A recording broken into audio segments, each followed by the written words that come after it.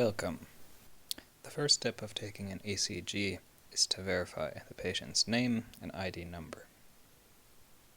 So as you can see on the machine, there's a place to put last name, first name, ID number, date of birth, as well as age and gender. Raise the bed to a good working height. Remember to use hand disinfectant, and you can use gloves as well if you want. As you can see, the patient's chest needs to be exposed as well as ankles and wrists. The leg electrodes are placed on the inside of the ankle.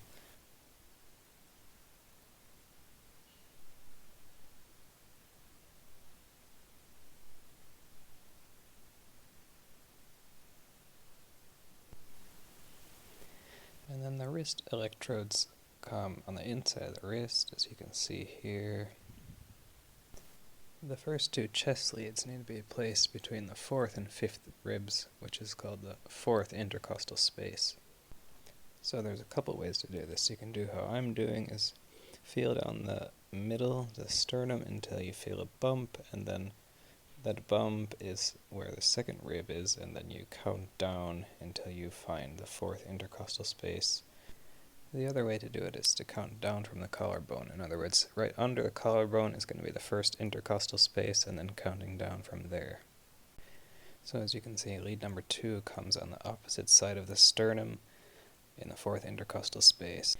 We're going to skip lead number 3 for a moment and go to number 4. 4 comes in the fifth intercostal space, in other words, one rib in between, and it comes at the middle of the clavicle. Then number 3 comes between 2 and 4, and then number 6 goes same level as 4, but under the armpit, and then 5 between 4 and 6. For placing the chest leads, I find it easier to count intercostal spaces in my head rather than counting ribs. So now we just hook up the wires to the electrodes, and it shows on the machine which wire goes where. The leg and arm electrodes can be placed higher up the limb, for example if the patient has one foot amputated. However, it's important that both leg electrodes would be at the same level, and both arm electrodes would be at the same level. So you can kind of put them where you want, but you need to avoid bony prominences. As you're getting the last wires connected, you can tell the patient that it doesn't hurt at all, and it takes just 10 seconds, and they need to be without moving and without talking during that time. When the ECG is ready, you can either choose to print it or upload it. A lot of times it's uploaded, and then the doctor can look at it on their own computer. When the ECG is ready, take a quick look to make sure there's no errors, and if there's not, can take the electrodes off, and then we're done, just giving the patient some paper to clean off the gel and lowering the bed. Also remember to clean off the ECG machine and the wires. So now we're going to take a look at a few different heart rhythms, which we as nurses should be able to recognize and react to quickly. So for the sake of time, we're going to be taking a look at 4 different heart rhythms here. Sinus rhythm, atrial fibrillation, ventricular tachycardia, and ventricular fibrillation. So starting first with the sinus rhythm. This is the basic healthy rhythm that everybody has on an everyday basis with a healthy heart. I included it here because it's important to know what healthy and normal looks like to be able to recognize unnormal. This is known as sinus rytmi in Finnish. Now on the screen you can see the 3 remaining rhythms what we're going to talk about. Starting on the bottom right, there's atrial fibrillation, and then the top right, ventricular tachycardia, and then on the top left, ventricular fibrillation.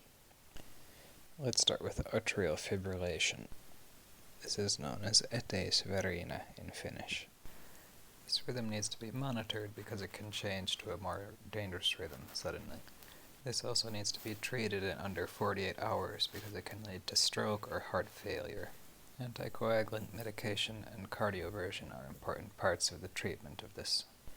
One recognizable feature about this rhythm on the ECG and also feeling the patient's pulse is that it's not regular. Next, let's take a look at ventricular tachycardia. So in this rhythm, the patient has a very elevated pulse. This rhythm can be very dangerous because, as you can see on the left, there's ventricular tachycardia, and then it changes very suddenly to asystole, no pulse, as seen on the right. This is a rhythm that if you come upon suddenly, you should tell other nurses and the doctor as soon as possible. Although this rhythm can be very dangerous, the patient might even be talking to you and moving around like normal. This rhythm is known as tachycardia in Finnish. Another reason this rhythm is so dangerous is because it can change to ventricular fibrillation, like seen on the top line there.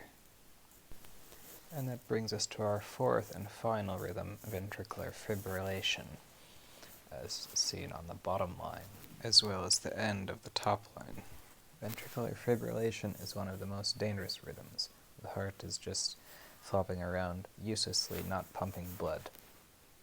In other words, this is a CPR situation. A patient with this rhythm is never conscious. They don't breathe, they don't have a pulse, they don't have any blood pressure, and no oxygen saturation. In this picture you can see sinus rhythm changing to ventricular fibrillation suddenly. This rhythm is known as kammioverina in Finnish. That's all for today. Thanks for watching, and good luck.